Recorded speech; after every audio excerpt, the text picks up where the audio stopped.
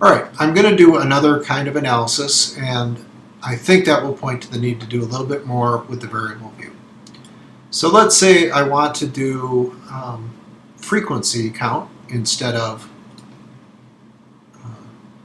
the mean, and I'm just going to take supervision, impartial, and notice it keeps adding on to my output. All right, so I have, this is my one value, and one person said that. 2 people said, excuse me, 4 people rated it a 2, 9 people rated it a 3, 7 people rated it a 4. Well, now you can see that that doesn't make much sense to me. I even made a mistake trying to read it. What I'd really like is to get the frequency count of strongly disagree, disagree, etc. So now I have to do the opposite of what I did before. I have to create a way for SPSS to know what my original labels were. And I do that in the variable view.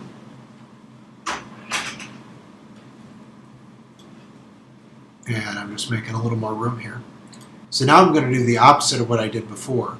And I'm going to create value labels to replace the numbers in the output. All right, so I'm going to go to supervision impartial, which was my first Likert style question. I'm going to go to the values column, and I'm going to specify what the values are and what they mean.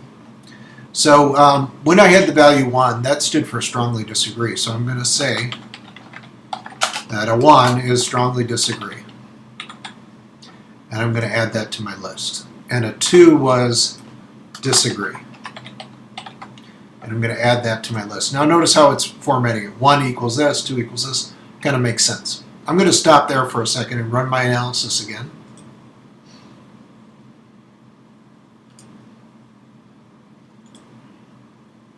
All right, see what it's doing? Now it knows that strongly disagree is replacing it as it should. Now I can say, oh, 1 person said strongly disagree, 4 people said disagree. Of course, I'm not going to stop there.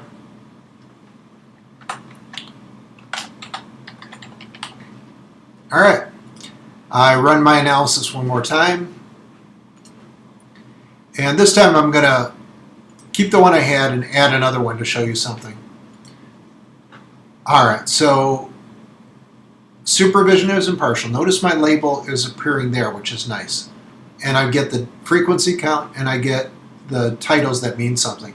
Nobody strongly agreed with this one, so it doesn't represent it there. Now the second variable that I added, I received feedback on my performance that helps me improve. I still haven't got the labels on that, so I've got to do that for that one as well.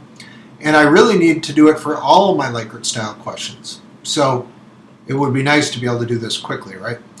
So I can sort of do it quickly, not quite as quickly as I'd want to. But what I'm going to do is copy that and paste. And it did it the same way here. Same one. And I'm just going to do that over and over. And so on. Right. When you get the same labels that apply to multiple variables, you can do that and it saves a lot of time.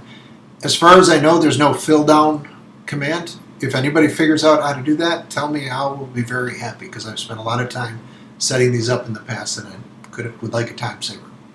All right, just to demonstrate,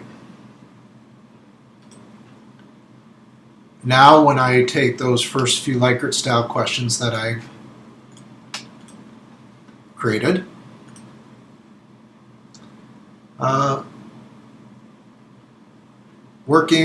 working, and then that must be where I stop creating the labels. Okay? All right, so what we've been doing so far is the name, the label, and the values. That's a good starter for what you need to know to work with SPSS. Now, one other thing that I had asked you to do was with SPSS in your analysis for your surveys is to do crosstabs. Right, so that is under Analyze, Descriptive Statistics, Crosstabs. And what you need in order to do crosstabs is some kind of variable that will allow you to analyze one variable in terms of another. So I'm going to go years in a position, and that will be my rows. And I'm going to say, let's see, of these ones that I've made, I'm going to say welcome feedback seems like possibly the most interesting one. So what I'm going to do is, in other words, analyze years of experience and whether that makes any difference in how people feel about welcoming feedback. I'm going to sort of guess that less years of experience welcomes feedback more. I don't know. Maybe it's the opposite. All right. Now, unfortunately, this data is such that there's a lot of values here, and it'd be nice to just put them in a couple groups, like low number of years, high number of years. And there are definitely ways to do that in SPSS. But let's just take a gander at this and see if we notice anything. I can't actually notice anything because there's too many values here for me to compare. But strongly agree, no, I can't even look at it. You need to format the data in some way that's a little bit nicer than this. All right, this is getting ahead of our game here, but I'll just show you that there's all kinds of commands under the data menu that you can do to redefine your data before you do your analysis. And we'll be getting into that next semester. So for the end of this video, what I just want to emphasize is after you get your data in the output window and after you've manipulated your names and labels and values, that's when you want to save again. See, all the work that I'm going to do in setting up this data file, I got to save this or I'm going to lose those values. So save your data file, save your output file, and also export your output file. You can export in Word, Excel, HTML. I generally export it into Word and Excel because then I can grab that and pull it and format in ways that I want for whatever use I have for it.